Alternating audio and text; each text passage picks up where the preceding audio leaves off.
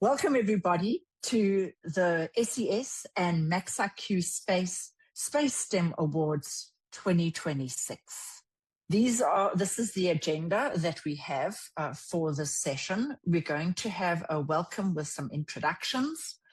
Then we're going to have a look at the path from 2020 to today. And then we're going to go through the awards. We are looking at a number of different categories: the best unboxing video, the best submission for the Sustainable Development Goal Challenges, long-term impact, innovation in the classroom, going further, Young Women in Space STEM Leadership Award, Sustainability at Scale, and Space STEM Stellar Awards. Let's have a look at the early years. When we began the Space STEM program across the African continent, that was in late 2020, we were engaging individual high school learners.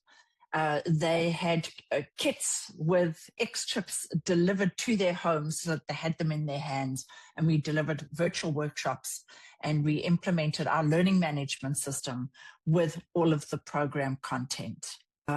What we did is, from there, you can see the impact that we've had across the African continent. From 2021, we had 16 participants.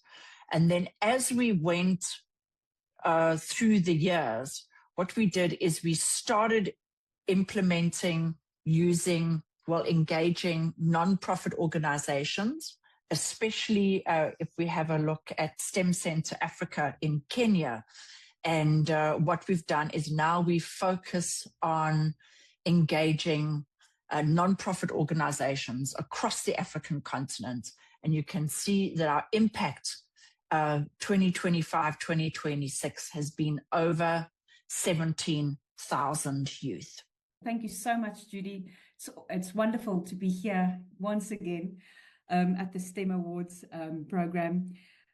We kicked off this journey a few years ago, and I'm incredibly proud to see the evolution and also the impact that the program has had on the continent. And from my side, sorry, I haven't even done the introduction. I'm just, so happy that we are here once again.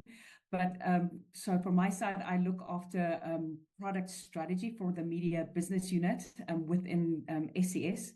And of course, when I met with Judy from the Africa office, we had an interest to do more with young students, and we kicked off the program with a really small amount of students. And as I said, we have significantly grown the program, and the impact is just, impressive. And I know that as we grow this program, it will just grow exponentially into the future. So Judy, just, if I don't get the opportunity, just a sincere thank you from our side for your incredible dedication, your passion and commitment to this program. Of course, your energy and investment into the students' lives is clearly reflected in the quality of the projects and that we've seen thus far. And we truly value this partnership with MaxIQ. And I see this collaboration as super essential for the development of our next generation innovators, coming from our continent. So thank you. Christelle, thank you very much for those wonderful, kind words. And I must say, it's definitely a team effort. There is, it's like an iceberg. What everybody sees is only the 10%, but there's the 90% of the technology development, the quality control, development of materials, and managing all of those platforms. So it's actually the team behind the entire program that really gets involved. So thank you very much for those really kind words. So what I'd like to do is I'd now like to go into the awards. The first award for the best unboxing video goes to the Delft Next Idwayo Yetu E-Center. What I've done is that I've taken some screenshots from that video. It was a 4-minute unboxing video. And what was really unique about this particular video was that the facilitators in the eCenter engaged a number of youth in putting together this video. And what they have here is they actually have a map of the greater city of Cape Town. And what they're doing is that they're discussing exactly where they would use the different sensors to have a look at different environmental conditions. And what they were doing is they were placing it on the map. So in other words, they would have a look at using the carbon dioxide and volatile organic sensor compounds sensor in high industrial areas to see what were pollution levels like. They had a look at, they could use the barometer actually on the top of Table Mountain, and from that they could calculate the altitude of the mountain, all of that, all of those sorts of projects, as well as the soil moisture sensor, and using that in intense garden farming, as well as having a look at how can they implement some smart farming techniques. So that was the best unboxing video. And what we're going to be doing is we're going to be uploading that video to our YouTube channel and put the link in the description of the recording of this session so that everybody can see that video. The next award goes to Nyaka Njunguni, and this is for the submission through the facilitation of the Women in STEAM initiative in Kenya. And this was the best submission in terms of how do we tackle the Sustainable Development Goal challenges. This was a really very, very impactful project that was put together, establishing the environmental signature of Nairobi's semi-arid urban microclimate, moving decisively from passive monitoring to autonomous recommendations. So using the MaxIQ Space STEM kit and all of the sensors on board, connecting it to the Kibana dashboard, doing a lot of research. Actually, what happened was that this young technologist developed an application that could give live feedback in terms of what the conditions were in the greater Nairobi area. And you can see here a number of graphs that were generated, and then a number of recommendations that were made in terms of this dashboard that was built. So this was a really impressive submission that was made with a lot of academic rigor. Research as well as academic rigor in terms of the development of the paper that was submitted with the references, etc. So this award really goes to a very deserving participant.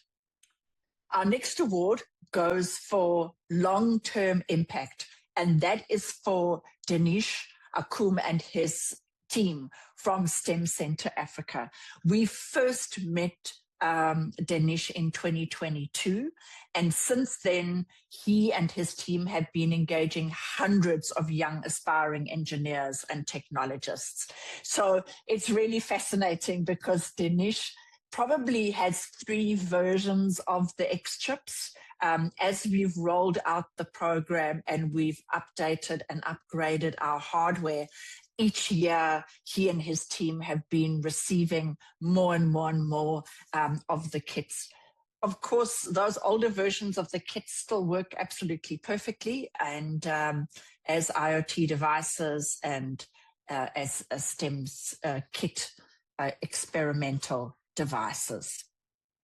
Our award for innovation in the classroom and beyond goes to Quinton Meads and the team at La Rochelle Girls High School in Paarl in the Western Cape.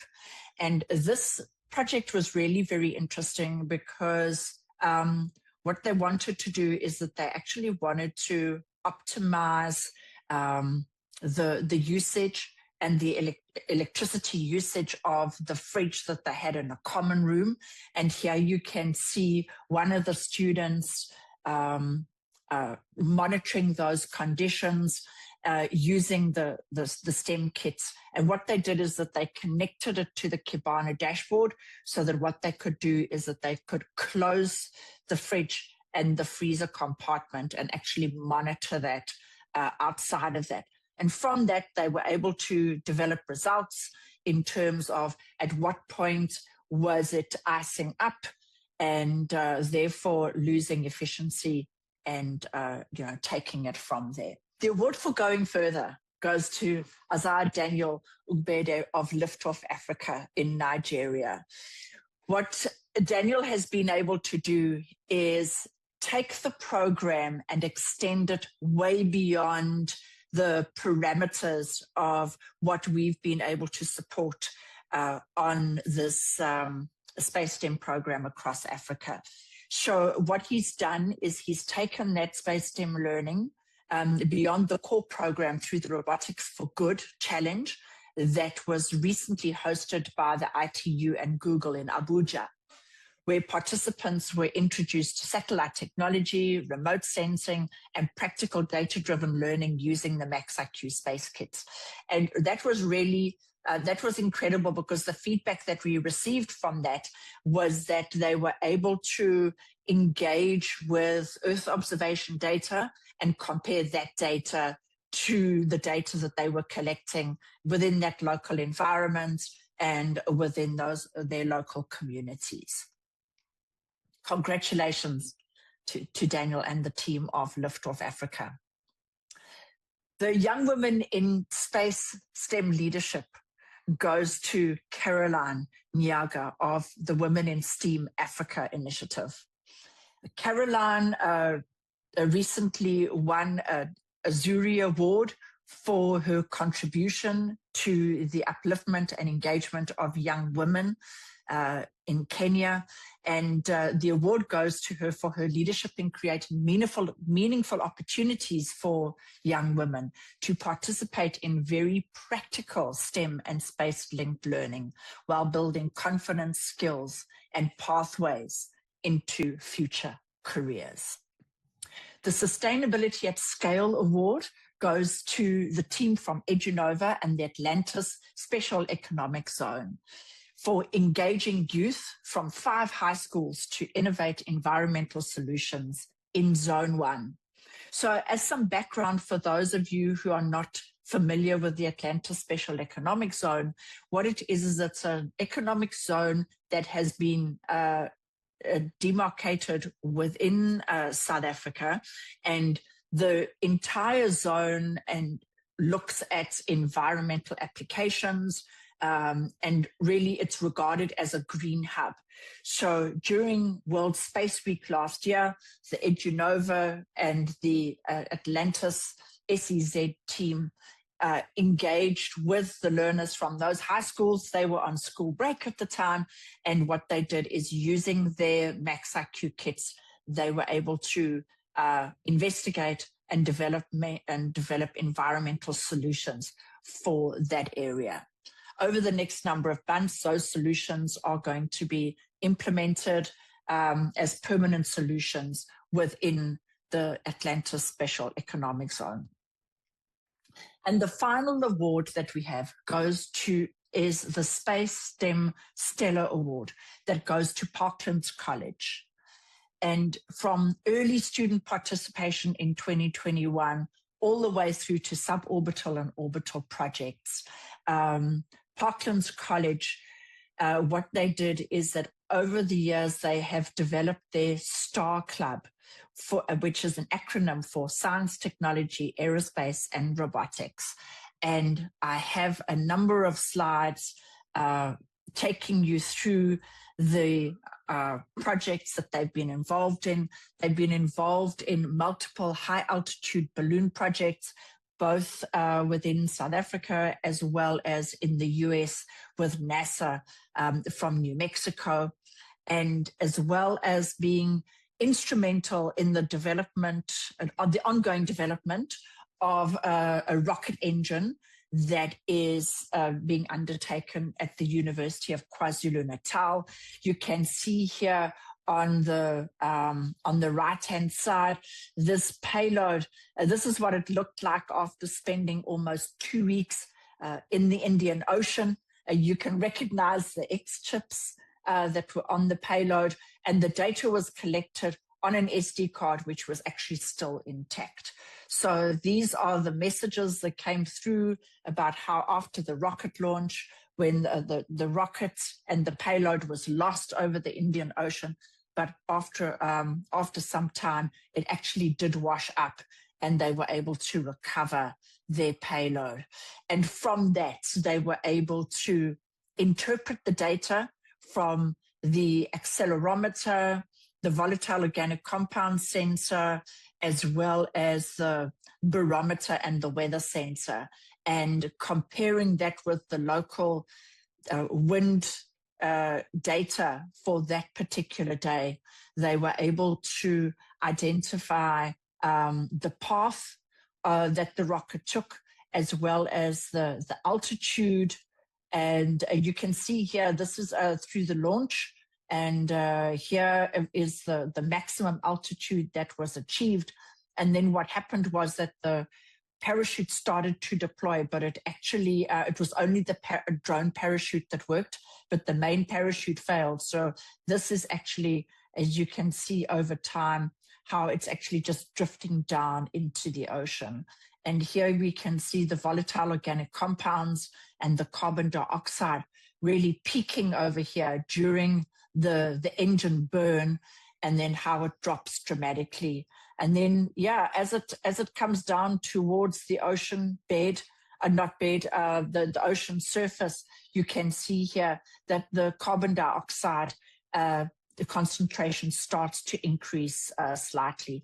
This is 100 parts per billion. So these are actually still fairly low levels. But the thing is that with volatile organic compounds and carbon dioxide being so much denser than oxygen and nitrogen and argon, it is really going to sit very much on the ocean surface. And so from that data, what they were able to do is that they were able to develop the heading of the payload. And so I'm going to play that video for you now. What they did is that they analyzed the data, and then that data was then imported into Google Earth to give us this video that we're going to see now. The flight of their payload as it reaches peak altitude, and then you can see here now it starts drifting down and eventually lands on the water and starts bobbing around and drifting and coming back to all of us. Thank you to everyone and congratulations to all the award winners. And what we're going to be doing is that over the next number of days, we're going to be contacting everybody in terms of what those awards means. So what we've done is we've put together a selection of awards that the award winners can pick from. And all of that is in terms of extending and assisting everybody to pursue their ambitions in terms of their space STEM projects and their pathway towards their pathway to orbit and their pathway to space. So in conclusion, thank you, everybody. It's always very impressive to see how everybody have fared in space STEM. So I, of course, have been involved in a number of these different projects one way or another, but still impressive to see how the students have taken to the next level. So yeah, congratulations to everybody. It has been an awesome adventure to see how much this program have grown in the last number of years. Thank you to SES and Christelle. It was fantastic for you to support this thing here. And Judy, thank you for running this project here. Very, very successful. Oh, thank you, Judy. I want to start with just congratulating all of our winners. Thank you so much, and not just to the winners, but to all of the students, for the time and the effort and the creativity that they've put in to these projects to really deliver, outstanding quality. And I've seen the progression as well across the different years. So I've truly been inspired, really, with what I've seen today. I and also my fellow colleagues at SES, we are especially excited about this program because space is, what we are very passionate about. And what makes this program particularly impactful has really been the engaging and fun way that learning is brought to life, when you start using these Max IQ program kits. And of course, it allows our students to really explore complex concepts, and with their creativity and experimentation. So Judy, again, thank you so much, and thank you to all of the facilitators and the students. We wish you the absolute best, in the future. And of course, my greatest hope is that with this program, we've ignited this lasting passion for space, and science and engineering, for each of these students. So thank you again.